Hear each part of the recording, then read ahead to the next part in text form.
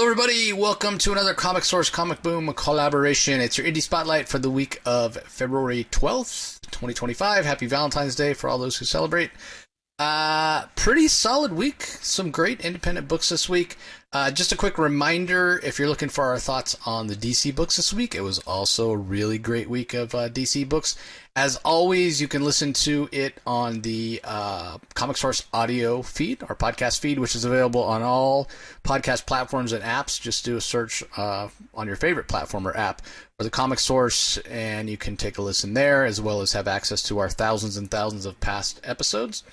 If you want to check out the great art and see our smiling faces as we go over all the DC books of the week, you're going to want to head over to Rocky's YouTube channel, Comic Space Boom !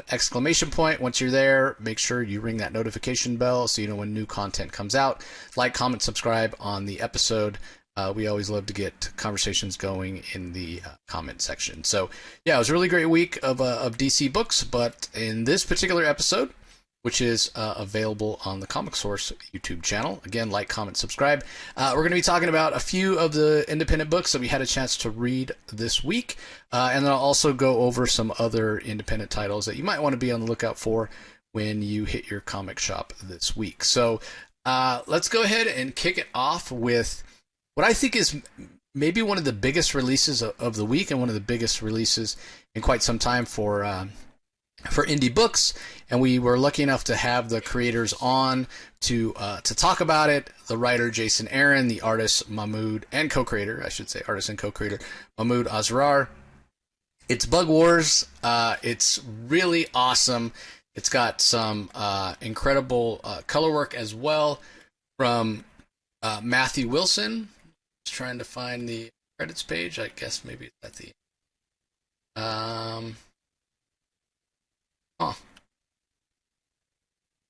want to give credit where credit is due, but sometimes these books don't make it easy. Some back matter here talking about it, but here we go. Yeah, Bug Wars, Book 1, Lost in the Yard, Chapter 1, The House of Slaymaker, written by Jason Aaron, drawn by Mahmoud Asrar, colored by Matthew Wilson, as I said, and the letters and design by Becca Carey. Again, encourage you, if you want to learn more about it and have more context into kind of the behind the scenes and what inspired it. This home in this backyard is literally the home that Jason Aaron grew up in, the backyard he played in as a kid, imagining all sorts of worlds and what have you. It was a great conversation that I had with Jason and Mahmoud. But this is just a really fun ride. Now, when I talked to the two creators about it, we didn't want to get too spoilery, and so we were a little general about it. But now that it's out, and if you've had a chance to read it, we can talk a little more in detail about it. And basically, it's two young boys and their mother. Their father has passed away. Their father's died. The father was an entomologist, so he studied insects and what have you. One of the boys has this aversion to bugs, this horrible aversion because he went down in the basement where his father had sort of his lab, and we don't know if it's exactly true or if it's just his perception, but his father had died and was like being eaten by the bugs, so he was kind of traumatized by that. So he really hates bugs and goes out of his way to kill them, destroy them, or what have you. His younger brother actually loves bugs, like literally just loves them, loves everything about them, has pet bugs, gives them names, is kind of following his father's footsteps, studying them and what have you. And so there's a little bit of an antagonistic relationship there. And, I mentioned that this drawing inspiration from the house that Jason Aaron grew up in and, ideas of family and what have you. And so that's definitely a theme that's going to be explored. But basically what happens is they've moved back to that place where the lab was, where the father passed away, trying to kind of start over, start a new life. There seems to be some mysterious goings on in the real world that are somehow connected to kind of this bug world that exists in the backyard or the yard, where you can see in the opening sequences here, Jason and Mahmoud do a great job of establishing the fact that the sort of the insect world is this almost Conan the Barbarian like savage world with different clans of insects and warriors and what have you that are battling each other, and it's the ants against the moths and against the beetles and all that sort of stuff. And it's really, really cool and interesting. And like the thing like Conan the Barbarian is the thing that just the sort of reference that keeps coming up time and time again when you're looking at this with guts spilling out everywhere. And this idea of, Jason mentioned Honey, I Shrunk the Kids when he was kind of given the elevator pitch. And I had some people that listened to it that were like, it's Honey, I Shrunk the Kids. Like, I'm out, right?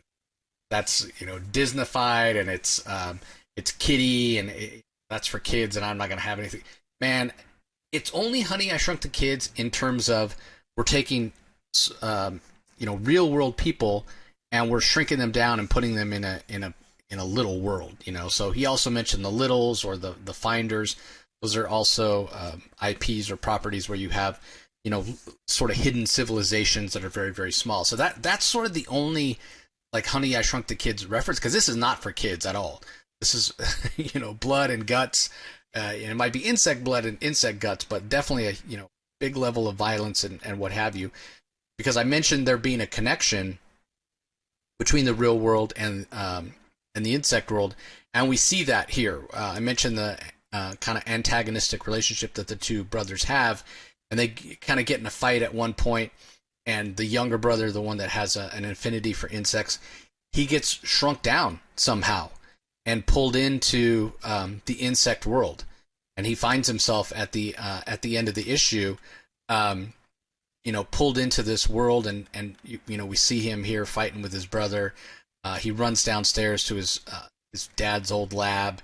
He's trying to figure out what's going on. He sticks his hand in the hole, trying to get back one of his pet bugs that ran in there, and he accidentally brushes against this amulet, and there's a big flash of light, and the next thing he knows, he's riding his pet beetle, like he's been shrunk down to the point where he's riding his pet insect here, which is grown to enormous size, and he's out there battling these insect warriors, and discovers that he has powers when he goes to punch one of them, powers he's never had before. So is it a situation where he's like Ant-Man? So even though he's shrunk down to a very small size, he still maintains the same level of strength he had as a larger human, or what have you? Like, so many questions here that we have, but it's clear that he has sort of been transported into that world that exists in the yard, as it were. So again, a lot of questions here that are sort of established in this first issue.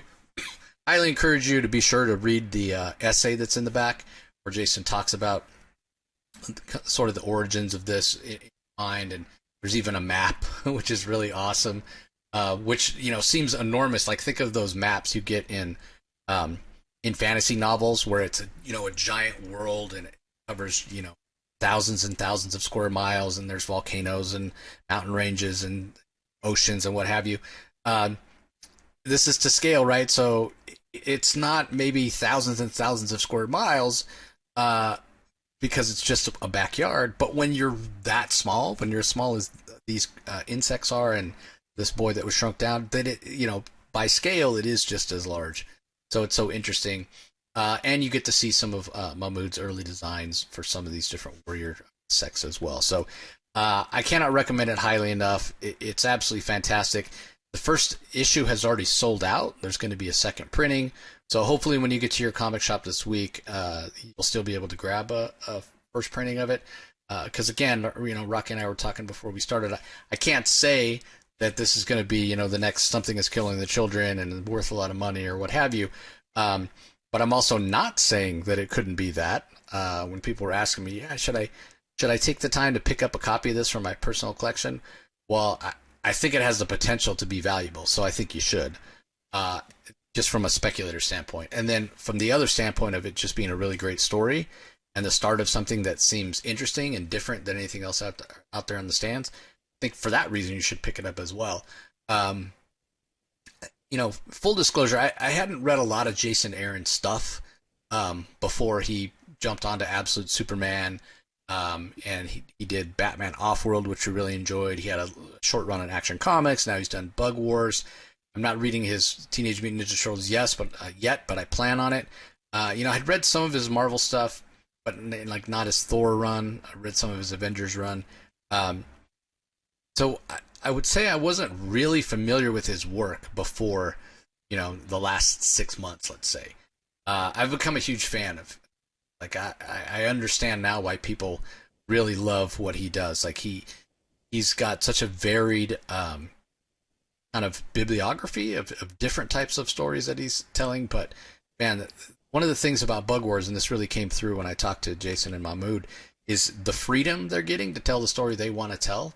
Because this has origins in their Conan run, where they were told, artistically, hey, you can't do that. Mahmood has a specific reference about some art where having somebody's head chopped off. Marvel's like, nah, you can't do that. This is them kind of untethered, if you will, and getting to do whatever it is they want to do. So maybe this is a huge spoiler for end of year awards, but I would definitely say at this point, Jason Aaron is leading the pack as my writer of the year. He's just done a fantastic job with everything he's touched this year. So anyway, what are your thoughts, Rocky? I know you had a chance to read this. What did you think of Bug Wars? I love when it shows that a writer's put so much passion into a project, and that I love when there's stuff in the back, goodies. I mean, he literally describes all the different types of ants that he's using in the story. Different war ants, different ants from all over the world, and the adventure takes place in a backyard. And it's funny because it just so happens in my backyard, we got a pile of ant hills. We got red ants, black ants, all the different shades, and we often joke about, I don't know how, do they go to war and we don't see? I mean, I've actually joked about that with my wife, and she every year we're buying different ant traps and what have you. And anyways, that old expression, there's always diamonds in your own backyard. Well, sometimes there's war in your own backyard, and they're in the form of insects and animals and a whole new kingdom. And this is Honey, I Shrunk the Kids meets. It almost reminds me a little bit of Lord of the Rings, because there's all these different crazy looking creatures, and then you got the maps, and then you got the great character work. You got family dysfunction here. You got two brothers, an older brother who was traumatized by the death of his dad, who died horribly, presumably almost looked like he was eaten by insects or ants or something. An older brother, understandably traumatized by ants and hating them, and then a younger brother who's fascinated with them. And of course, there's going to be some clashes there. You got another mother, Janice, who they're moving back into that place. Another side comment here. Jason Aaron must have something. He must really love Alabama. The first thing I ever read of Jason Aaron was Southern Bastards, and it's a fantastic. He still needs to complete it, by the way, but it's the first two arcs are just incredible. And but this takes place in Alabama too. I don't know. Just as another side. A commentary, there's it. I know that we should be careful to stop and not engage in stereotypes, but every time I see Alabama portrayed in a comic book, it's always it's always redneck as hell and dangerous or what have you. But makes for great comic books, I'll tell you that. But no, this is a lot of fun, and I don't know what the price point is. I imagine this is probably a $3.99 or $4.99 comic. I know that there's a lot of pages here, a lot of bang for your buck, which is great. That's usually what Image can pump out, and definitely worth a read. Yeah, good stuff. Yeah, and like I mentioned, everybody, first issue already sold out, so you're probably going to want to grab it, sooner than later if you have the opportunity to get a first printing for sure. All right, up next we have one of our favorite publishers. Actually, sorry, let me get the correct graphic up there. One of our favorite publishers has their latest entry into the world of Geiger from Ghost Machine. We saw last issue. Well, first of all, let me say that let me put the book up there. You guys can all check out the cover. So written by Jeff Johns. We have pencils by Gary Frank, Brad Anderson on colors, Rob Lee on letters. We saw last issue that Geiger suffered a heart attack. His powers are sort of running away without him. He seems to be losing his temper. I kind of mentioned another sort of green character that has to deal with radiation that Geiger started to remind me of, namely that being the Hulk, which is sort of appropriate because Gary Frank had a really awesome, maybe a little bit too short run on the Hulk. Excuse me, it's where I first really became familiar with his art. I mean, he'd done some stuff at DC, Birds of Prey and what have you before that, but really it was his run on the Hulk, I think, that really turned him into a superstar. But anyway, they Nate the Nuclear Knight, as well as GI Joe, or GI Junkyard Joe rather, who showed up at just the right time to sort of use his abilities to shock Tarek Geiger and get his heart going again. But he's not in good shape. So luckily they were close enough to this community, Lewistown. They take Geiger there, and they're asking for help. Supposedly, this is the place where the other glowing man has been cured. Once they arrive there, they meet this Ash Arden person, and they think Ash Arden is a man. It turns out Ash Arden is a woman, and she is the one who supposedly had these nuclear powers very similar to what Tarek Geiger had. So we get a little bit of a flashback to Geiger having conversation with his wife, dealing, very vivid remembrance of his life before the Unnamed War started, and as well as a flashback to him defending his family. And then he talks to Ash Arden, and she says that she's treating him with a certain chemical that keeps the radiation at bay, but he really needs to learn how to control his powers. And she talks about having similar powers and having learned to control them. And Nate comes down, and they're having a conversation, and for lack of a better term, Tarek is really a dick here. Like he when the series first started, you rooted for him, you felt sympathy for him. He was a sympathetic character. You felt bad for what happened to his family. He turns out he was guarding their tomb all along because the fallout shelter failed and it didn't protect them. But now he's just become such a malcontent. And you wonder, is it kind of a side effect of him not being able to control the radioactive powers that he has, or what have you? But he's just a jerk, like, all the time. And Ash Arden is reluctant to help him because he's such a jerk, but at the same time, she knows that she understands maybe better than anybody what he's going through in terms of having these radioactive powers or what have you. But Geiger calls her out. He's like, well, you say you can control your powers or whatever, but you have those same boron rods that I have to keep the radiation at bay, made by the same guy, as it turns out, we learn, made by the same Russian scientist that helped Geiger. But what happens is Ash pulls hers out, and she doesn't go nuclear. She doesn't start glowing.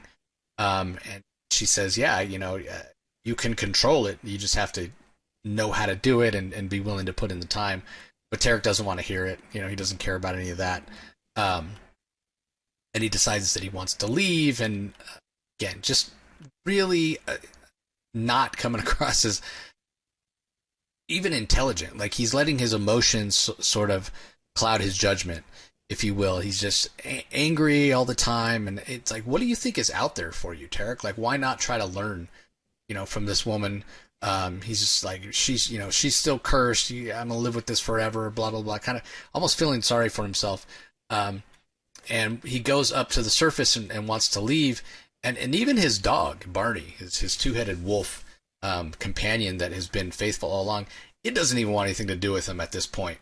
When he yells at it, let's go. Like, he's Nate, I don't want to be around you anymore. I'm, again, just feeling sorry for himself. A lot of self-pity here. I'm just going to go wander the desert, I guess is what he thinks, with the wolf. And he gets angry and tells it to come, and loses control and explodes again, and then finds himself right back underground, laying on that same table. And Ash Arden offering again, I'm offering to help you. All you got to do is be willing to take it. And we don't know what his answer, excuse me, what his answer is going to be yet. But maybe cooler heads are going to prevail, and he's going to decide that he wants to take her help. Meanwhile, we get a look at the I almost want to use the term mad scientist, but the creator, the person, the roboticist that was behind the creation of Junkyard Joe, and we do get like one of these little sort of who's who entry pages about the custodian, and to give you some context, if you didn't read the Junkyard Joe series, you can learn more about him. But he shows up on the last page here, and it looks like he's tracking Junkyard Joe. So Junkyard Joe just saved Geiger in last issue and this issue with getting him to the town here to get treatment. And it may be that in the next issue or two, Tarek Geiger gets a chance to return the favor and save Junkyard Joe from the custodian who doesn't have good intentions. But the thing that strikes me the most about this series right now is the evolution of Tarek Geiger. And so often we talk about character evolution and them maturing and growing as characters, changing, what have you. It's that maturation, that change, that evolution, it's not always for the better.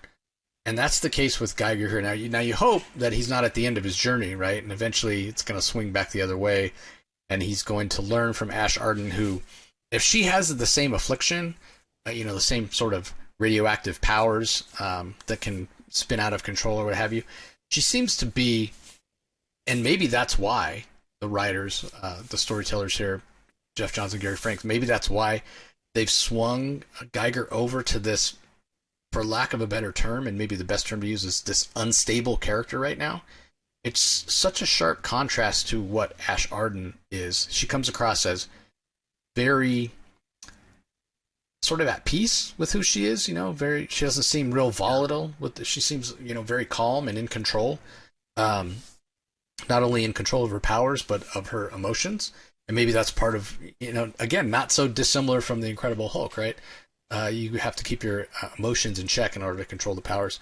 So perhaps that's why it gives a starker contrast between the two characters. But I'm really curious to see. Like, I like Geiger as a character, but he's not very likable right now. But I think as we continue reading about him, I think the pendulum will swing back the other way. He's just going through a really hard time right now, which, is understandable considering the circumstances. But this is just such a great book. It was the first Ghost Machine book. I don't know how purposeful that was, because it wasn't even Ghost Machine at that time. It was Mad Ghost, and it was just Jeff Johns and Gary Frank. But I'm really glad that it is the first one, because it sort of is the flagship in my mind, the flagship title and the flagship character in a lot of ways. And it's just such high quality storytelling, from the dialogue to the pacing to the incredible Gary Frank art, which is just awesome. We did have a few recent issues where Paul Pelletier filled in on art, and he's a fantastic artist, don't get me wrong, but there's no substitute for Gary Frank on this book. Like, he is just, like, when I picture the world of Geiger in my head, it's Gary Frank's art that I'm picturing. So and great color work as well from Brad Anderson, who's longtime collaborator with Gary Frank. So it's not a stretch to say that Geiger is one of my favorite books that comes out on a monthly basis. I love this book. So anyway, what are your thoughts on the latest issue here of Geiger? Well, it's funny because I think that this whole thing, all these Ghost Machine comic books are sort of moving toward what is being called the unknown war. At some point, we know the unknown war erupted approximately 25 years before Geiger walks across America, and you said it. It's Geiger's hero's journey that is so captivating, because he's not much of a hero at times, and if that's what makes the journey. It's the obstacles that the character has to overcome, and if it's well written, there's some doubts as to whether or not the character will achieve any degree of heroism. Geiger has been all over the place, and but understandably so. It's kind of sympathetic, because I got to tell you, one of the things that captivates me about the Ghost Machine titles in general, and it's emblematic of the Geiger series is just how it's kind of depressing to think that this is where the future is going to lie. Like the timeline of the unnamed, all these unnamed heroes leading toward this unknown war. It's kind of a depressing timeline, a lot of these titles, and yet you got these very heroic figures or very flawed people, anywhere from when you look at Redcoat, then there's the Northerner, Junkyard Joe, and then of course you got Geiger, and you got these other characters that'll be coming out. They've done a really good job here of creating complexity in the character work. I love the fact that we have the glowing man. Of course, we have a glowing woman. I love that Ash Arden she appears to be a little bit more in control of her emotions, and I think, dare I say, I'm picking up some vibes here that in control of one's emotions probably has some indirect impact on maybe whether or not the degree to which they channel their powers. And I like the fact that she's a little bit more in control of the powers than Tariq is. And it's going to be interesting to see how their relationship develops. It would be very cliche to imagine there's going to be a love interest romance between the two. I have a feeling there's going to be a lot of misdirection with respect to Ash Arden. We don't know what we haven't seen her dark side yet. And there's hints that maybe we'll see it next issue. But so much great character work here. So many interesting characters, right down to the pets with that crazy three-eyed zebra and the three-horned dog or wolf. This is a really compelling series, and again, a shout out to Ghost Machine in general. It's still very easily accessible. The entire universe of Ghost Machine. They've got, there's trades out there. There's back issues in comic shops. I'd encourage people to go and check it out, and certainly check out Geiger, because it's definitely one. If gives you a pretty good handle on what to expect from the universe in general. Good stuff. Yeah, and if anybody's going to be at Phoenix Fan Fusion, not too soon to start talking about that. It's it's the first week of June this year, as opposed to Memorial Day weekend like it usually is. But if you're in Phoenix and you're going to be there, I'm going to be hosting a Ghost Machine panel. We're going to talk about all the Ghost Machine titles. So if you're curious to learn more about Ghost Machine and you're going to be there, I urge everybody to check that out. So, all right. Up next, we have the latest and penultimate issue of Standstill from Image Comics. This is from co-creators Lee Lowridge and Andrew Robinson. We have Alex Riegel handling the art on this particular issue. I completely understand why Andrew Robinson hasn't drawn the last couple issues. His house burned down in the fire that was in Pasadena, those LA wildfires, which just an awful situation to be in. But selfishly, I miss Andrew's art on this series. I hope he does come back for at least the final issue, but I guess that remains to be seen. But this series, if you haven't been following along, it's basically about a guy who built kind of a wristband that has the ability to stop time, and it was stolen by somebody whose wife was murdered, and he basically used the device to stop time and go around and exact revenge. Now he's done that. In recent issues, we saw the scientist who created the bracelet, the technology to create another one, which he doesn't necessarily have the ability to stop time. But when Riker, this character that we see here on the screen, the one who was out to get revenge for his wife's death, whenever Riker would stop time, the scientist would know, because time would stop around him, but he would have the ability to keep moving because he was wearing one of these wristbands as well. So we know Riker was a part of the program as well, and that gave him the ability to steal the wristband and go out and exact his revenge. And now he's done that. And so when and the scientist confronted him about it, and Riker admitted what he did, and basically said, yeah, but I did what I set out to do. And now, I'm kind of done, and he leaves. So you're kind of like, well, where does this story go next? We're not really sure. So now that Riker has done what he set out to do, he actually travels to Europe, and he doesn't know what to do with himself, and he's kind of drinking himself to death and using drugs or whatever. He's very depressed because, again, he doesn't have his wife, like clearly he loved his wife very much. The fact that he did all these terrible things to these terrible people. And kind of the motto of the book at the beginning is, if you could stop time, what wouldn't you do? Turns out there isn't anything he wouldn't do to bring justice to the death of his wife. But again, he doesn't have that motivation anymore, and he doesn't have his wife to live his life and spend time with. So he's sort of directionless and depressed because he sort of did the thing that he set out to do. He doesn't have any reason to really get out of bed in the morning, if you will. So yeah, we see him. He's eating day old pizza. He's chugging booze. Like I said, he's taking drugs. He doesn't know what to do with himself. And when the scientist tracks him down, and tries to say, "Hey, you need to pull yourself together because there are people that are coming for you. There's you stole this from the government. There's other people that know about it. You probably need to be prepared that somebody's going to come for you." And sure enough, we see this assassin that comes for them, that comes for Riker and the other scientists as well, and basically tries to assassinate him from afar. And that's what you see on the realize I'm not.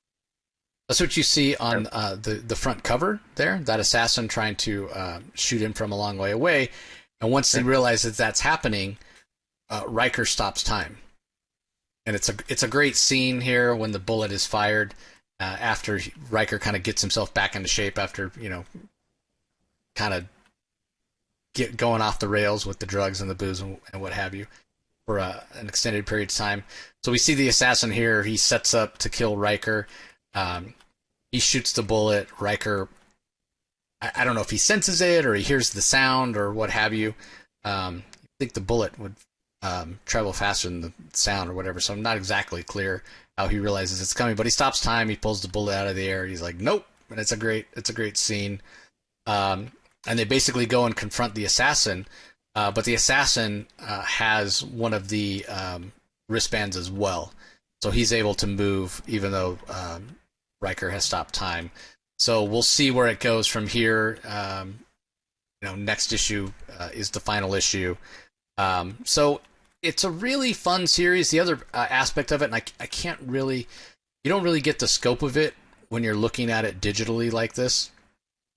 And it's not as well done by this artist as it is by Alex Riegel, as it is by Andrew C. Robinson. But the entire book is all double page spreads, which really gives it this cinematic feel and makes it feel really big. And at the beginning of the story, when you're not sure who Riker is and why he's doing what he's doing and what are the motivations, and the mystery is still there, it gives the story a really big feel, that it has a lot of potential. It could go in any direction. And then as the story goes on and we get to know more about Riker and what his motivations are and what have you, it's really interesting because despite this kind of cinematic layout of these double page spreads on every single page, the story becomes much smaller and more intimate and sort of more relatable. And Riker himself goes from being this somebody you see as a villain to somebody you see as much more of a sympathetic character, which juxtaposed against the double page spreads is really, really interesting. So I think this is a really another one of those books that's going to read great in a trade, especially because, again, you're going to be able to see it as it's meant to be seen and meant to be presented with all the double page spreads, as opposed to me going page by page here where these double page spreads are split up. And if you pick up the single issues, you'd be able to see that as well. But this has been a really fantastic series. And again, I just feel bad that Andrew Robinson wasn't able to draw every issue, because when you look at those first few issues where he did draw them, his art is so specifically suited so well to doing those big double page spreads. And if you haven't had a chance to go listen to my interview with Lee Lowridge and Andrew Robinson, I think it was after the first two issues were out, I do encourage you to go back and listen to that, check it out, because they talk a lot about choosing to do these double page spreads and talk about the story and what have you. we don't get too spoilery at that point. We didn't know what Riker's motivations were or what have you, but this is just a fantastic series, and I feel like it's just scratching the surface. There's so much more that could be done with this technology and with these characters. So I hope that obviously, you know, Andrew gets back on his feet after his house having burned down or whatever, and I would love to see a follow-up. I'd love to see a sequel. Where Andrew gets to draw the whole thing. You know, if it's these double-page spreads, you know, even better. And maybe it's Riker working for the government, or you know, going out freelance to offer his services to other people who've been wronged or what have you. But yeah, it's a really fantastic series. I definitely recommend it. Yeah. All right. Up next, I know Rocky didn't get a chance to read that, but pretty sure you had a chance to read the next one, which is Lucky Devils. This is issue number 2. This is from writer Charles Soule, and we've got art by Ryan Brown. He handles the colors as well, along with Kevin Nipstein, and then we have letters by Christopher Crank. So, I don't know. I don't think you were on the episode where I talked about the first issue of Lucky Devils. Again, if you're curious to get the creator's perspective, I did chat with Charles Soule and Ryan Brown about Lucky Devils #1 a little over a month ago. So definitely encourage you to go check that out and pick up the first issue. I think the first issue sold out, but there is a second printing coming. But anyway, issue 2 out this week, and give us your thoughts on this one, Rocky. Well, Lucky Devils, I like the premise of it. The idea that we got these two devils that basically there's no heaven, there's only a hell, and we got all these devils running around the earth, and they're basically assigned to try to create. There's 7 levels of hell, soon to be 8 levels of hell, and there's a hierarchy in hell, and basically the story focuses on 2 devils called Caller and Rake. And they're low life devils, and they don't like that. They want to create a revolution in hell. They don't like the way hell is structured. They're sort of like they're like the working masses in hell. Everyone's assigned a human, and humans are essentially born naturally good, and we're tempted, and the reason why we always experience temptation, and for those of us who do wrong, when we do wrong, it's because we got these little devils whispering in our ear, and that's sort of how they function, and I guess they accumulate sort of status, and they accumulate status in hell the more they can do so. But there's a lot of bureaucracy in hell. There's a lot of corruption, political. That's the impression that writer Charles Soule has created. This he keeps building. So far, this is issue 2, and he's continues to build on these sort of like what sounds like the bureaucracy of hell itself. And Caller and Rake are just kind of sick of it, and they want to try to pervert the system, and they want to bring it all crashing down. And their master plan is to take their 2 humans that they're in charge of influencing. One is Star. She's a black woman. She's a nurse, and the other one Cam. He's a professor. They're 2 good people, and sometimes it's hard if you got a really good person. It's hard to give them temptation, but they actually reveal themselves to their human host, which they're not supposed to do, and they want to basically corrupt the system by they want to make their 2 humans the most powerful humans on the earth, because nothing could disrupt hell more than if you got 2 good people controlling the planet. Now that sounds like an outrageous thing to accomplish, almost an impossible task, but Caller and Rake are up to it, and one of the things that I really like, these look like glorified gremlins, the Caller and Rake, all the devils do. But I got to give a shout out to the artist here, art design and cover, Ryan Brown. It really, I love the design. I love the design of hell. I love every single character, every devil that is drawn seems to have their own unique personality, their own unique look, and it's like just like it reminds me a lot of the Gremlins, quite frankly.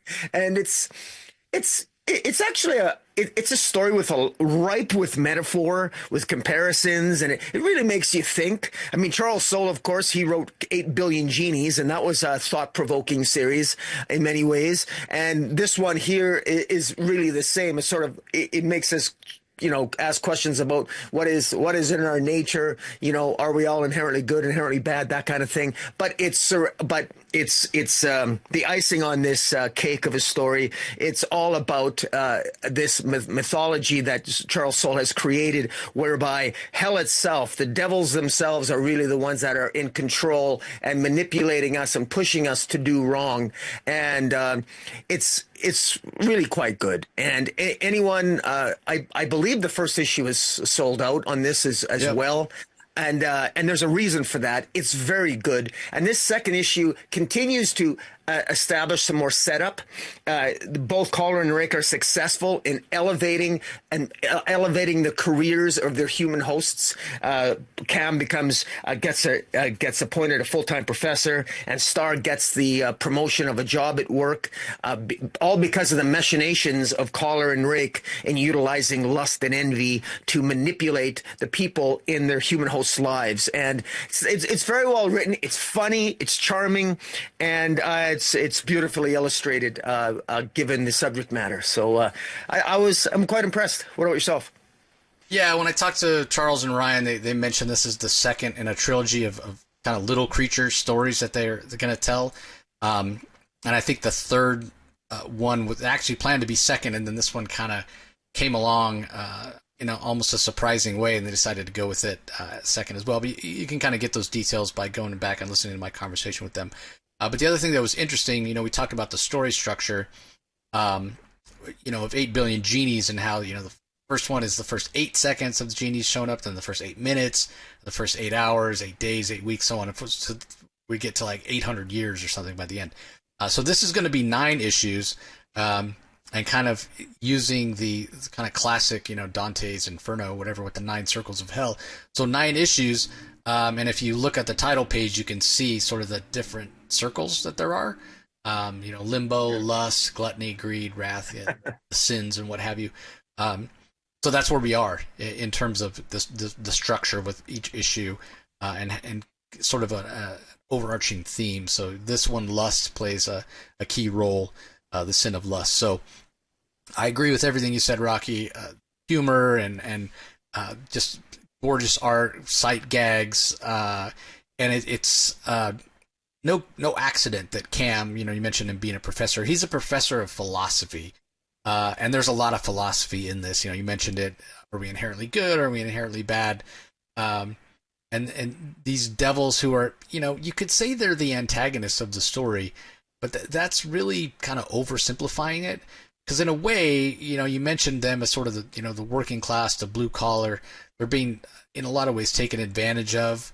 Hell is not so different from, and Cam, even when he asks Collar, what's hell like? He's it's not so different from me up here. You got to go to work, you got a job, you got an apartment, what have you.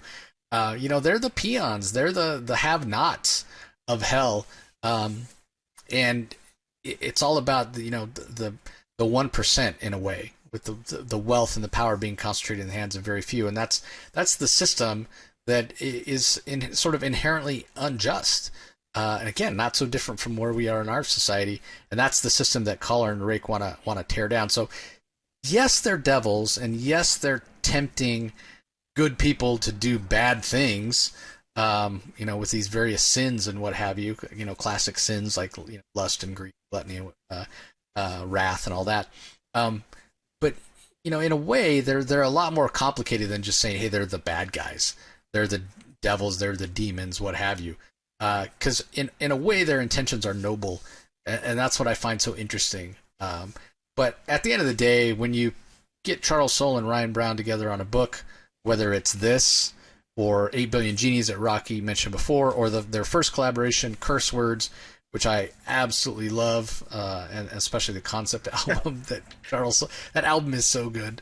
I don't think I'm going to get to go to C2E2 and see Charles perform it live with his band, which I really want to try to make that happen. I just don't think I'm going to be able to get the time off work. But anyway, regardless of what property or book it is, when you get these two guys together on a comic, it's must read. Like, you got to show up for it. It's kind of a dream team here, dream collaboration. These two guys work so well together. So Yeah, Lucky Devils. Again, I'm not sure on the date of the second printing. I should have looked it up ahead of time because Rocky's right. The first issue did sell out, so you might be able to find a first printing of issue 1 from your comic shop. If so, I would definitely scoop it up. If not, ask them. They'll know when the second printing is coming. Definitely pick up issue 2 this week. All right, last book that I'm going to talk about here. Let me swap over graphics here. It's still there we go. Witchblade, issue number 8. This is from writer Marguerite Bennett. Line art by Giuseppe Cafaro. Colors by Arif Prianto. Letters by Troy Petrie. I don't have a whole lot to say about this that's new. But I just wanted to kind of remind everybody that, hey, this is out there. It's a new version of Witchblade.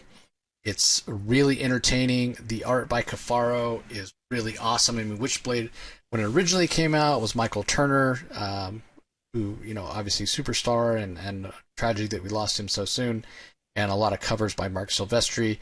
Giuseppe Cafaro is just, he's of that same school. I mean, just check out the detail in this art, how dynamic it is, especially in these action scenes. Really he's almost a mixture of the two, of Michael Turner, kind of the clean style that Michael Turner had, as opposed to Silvestri's style, which was much more textured.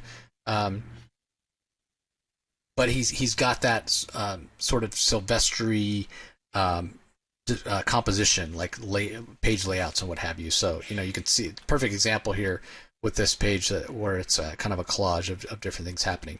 But the reason I wanted to talk about this particular issue is just again remind everybody that it's coming out from Top Cow, and it's definitely worthy of the mantle of Witchblade, which is kind of a beloved property over at Image. I mean, even had a TV show, Witchblade TV show back in the day. And one of the things that I love about this series is there's enough familiar. We still have Ian Nottingham. We still have a Jeremy Irons.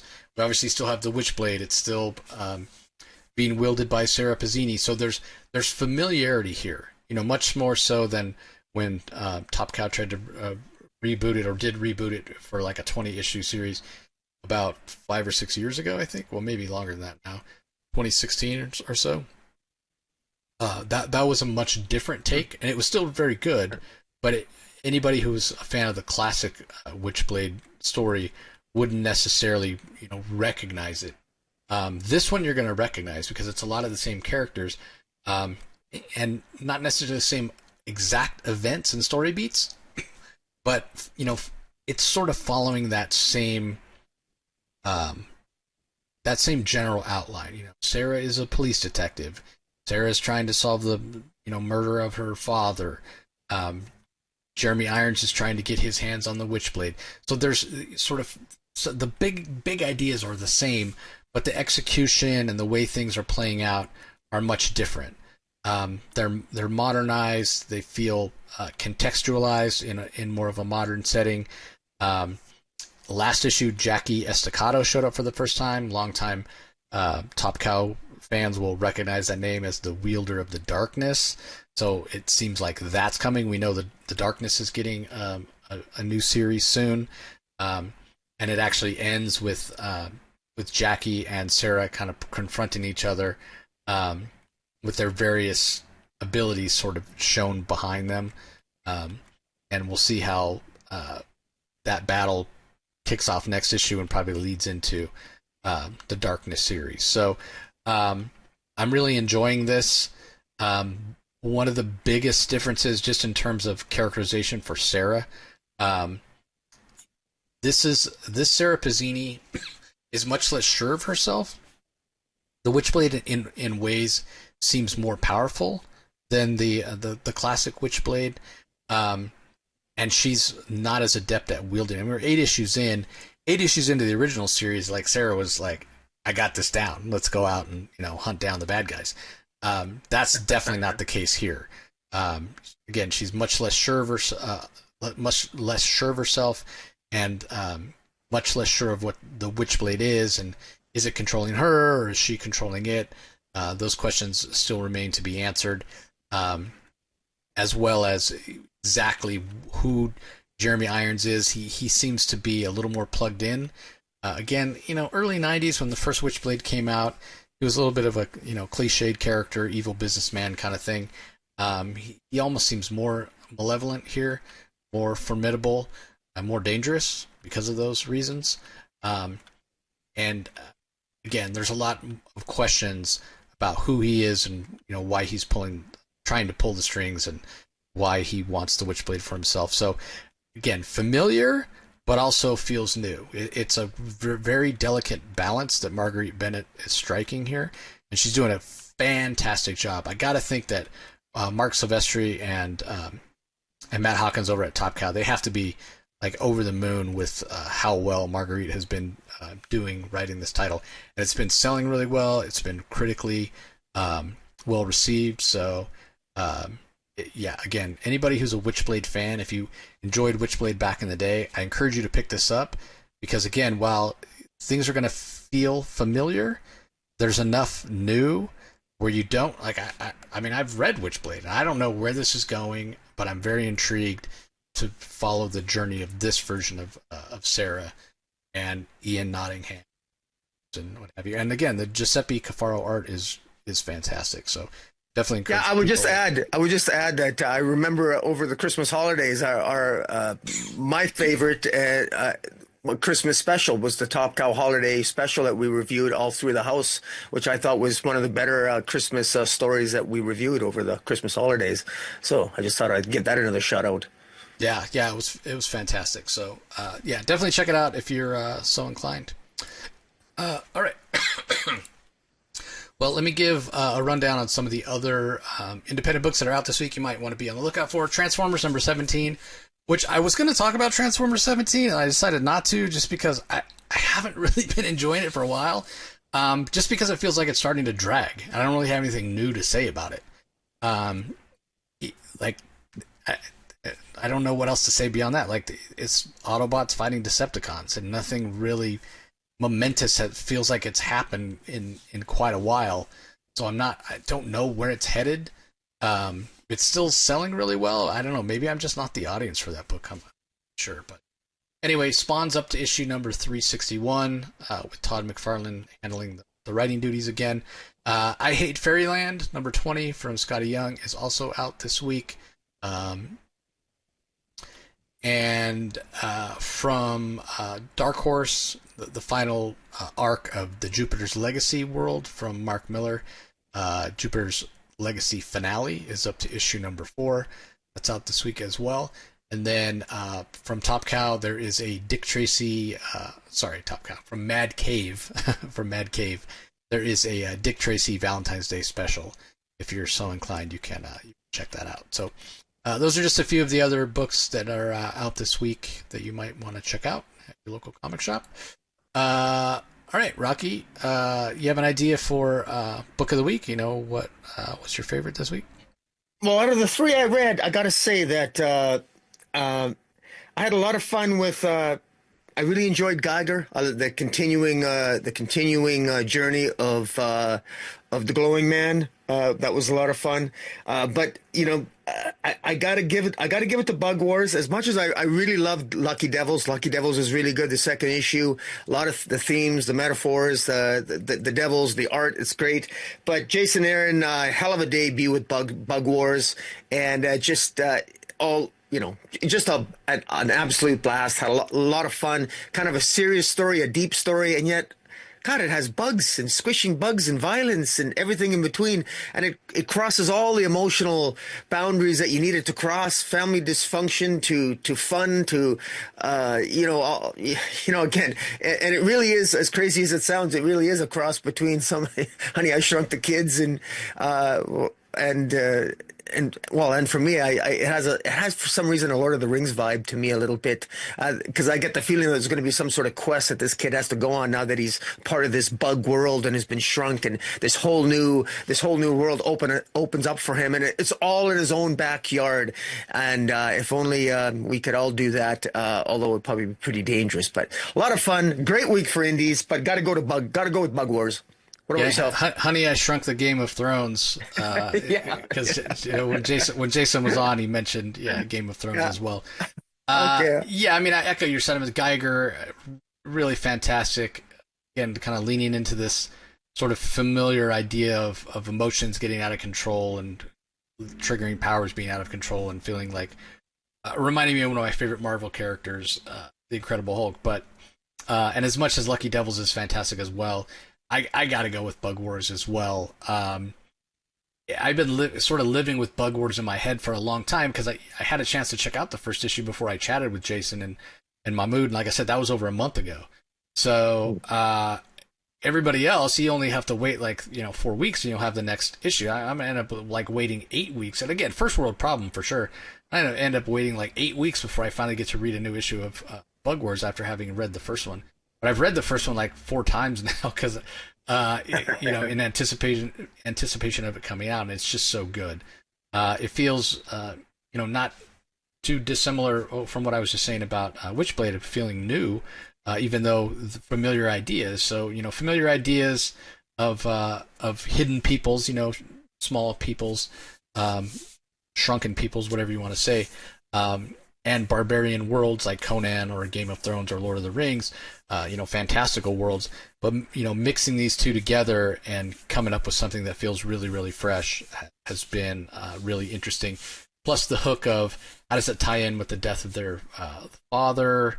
What's going to happen with kind of this antagonistic relationship between the sons, the brothers?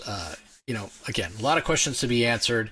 But fantastic dynamic art from Mahmoud Asrar, and great pacing and a great action-packed start from Jason Aaron. So yeah, definitely got to go with Bug Wars as my pick of the week this week as well. So don't forget, everybody, if you want to check out our thoughts on the DC titles this week, head over to Rocky's channel on YouTube, Comic Space Boom ! And you can listen to all the Comic Source interviews on our Comic Source YouTube channel, where you're probably checking out this episode. Or maybe you're listening to the audio-only feed, which is great as well, which is available on all podcast platforms and apps. So got some more interviews coming up later this week. Talking to Ramvi about the 3rd issue of New Gods. We're having a chat with Matthew Rosenberg about his upcoming series from Image. It's coming out next month, I believe. So a lot more interviews coming as always. So appreciate the support. Hope you guys enjoy them, and we'll talk to you next time. Catch you later.